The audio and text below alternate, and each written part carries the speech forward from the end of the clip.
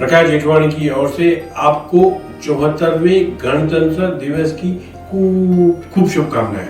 अब हम बात करते हैं कि ये जो दिन है 26 जनवरी को क्यों मनाया जाते हैं और इसकी क्या जरूरत पड़ी कि ये जो 26 जनवरी के जो डेट है ये क्यों मनाई जाती है कि जब भारत देश आजाद होने वाला था उससे पहले 1930 में भारतीय राष्ट्रीय कांग्रेस ने इस हमारे देश को गणतंत्र घोषित किया था।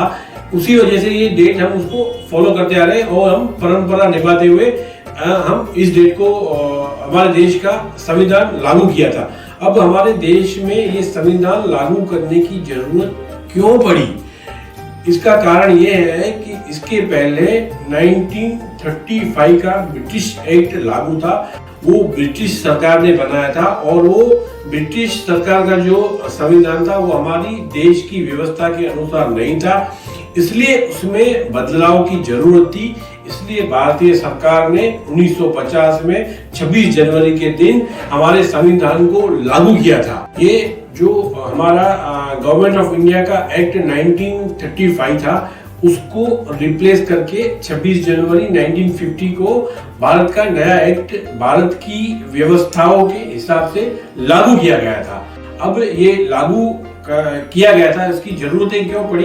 क्योंकि जो समय बदल रहा था और हमारे देश की जरूरतें अलग थी और हमारे देश की कानून व्यवस्था को सुचारू रूप से चलाने के लिए इसको बनाया गया और हमारे देश की जो व्यवस्था है आने वाले सालों में भी बरोबर चलती रहे।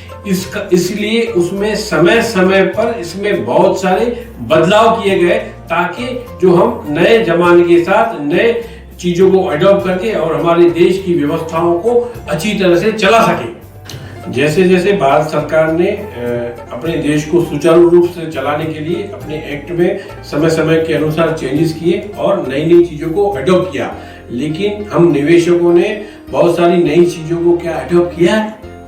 शायद जवाब नहीं है। तो आइए समय आ गया है कि हम अपना पुराना तरीका छोड़े निवेश करने का और नई नई चीजों को अडॉप्ट करें। जैसे हम पुराने तरीके में हम एफडी में, पोस्ट ऑफिस में, पीपीएफ में पैसे रखते थे, तो पुराने जमाने में पीपीएफ में 12% ब्याज मिलता था, एफडी पे 14% मिलता था, लेकिन वो ब्याज जाने घट के अभी एफडी में 6% का रिटर्न मिलता है और पीपीएफ में 7.1% का रिटर्न मिलता है। ये जो आपके जो रिटर्न्स है वो इन्फ्लेशन फ्रेंडली नहीं है, जो आपके फ्यूचर के फाइनेंशियल गोल पूरे नहीं कर सकते। तो आइए जो आपके जो नए निवेश के तरीके हैं उनको अडॉप्ट करें। जैसे इक्विटी लिंक्ड स्कीम है, जैसे आप म्यूचुअल फंड्स की एसआईपीज है, स्टॉक है और जो पोर्टफोलियो मैनेजमेंट सर्विस है, एआईएफ है।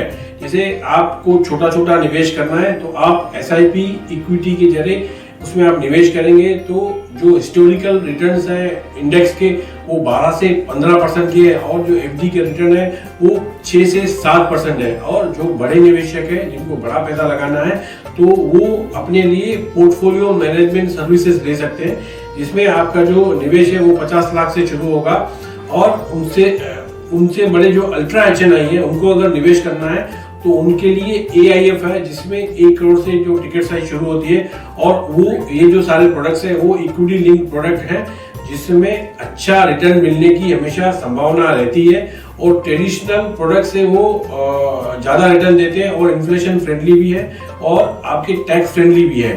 जो इक्विटी में जो टैक्सेशन है वो अगर आप शॉर्ट टर्म कैपिटल गेन है तो 15% है, अगर आप 1 साल से ज्यादा आपने रखा है अपने पोर्टफोलियो में तो उसमें 10% का ही खाली कैपिटल गेन लगता है।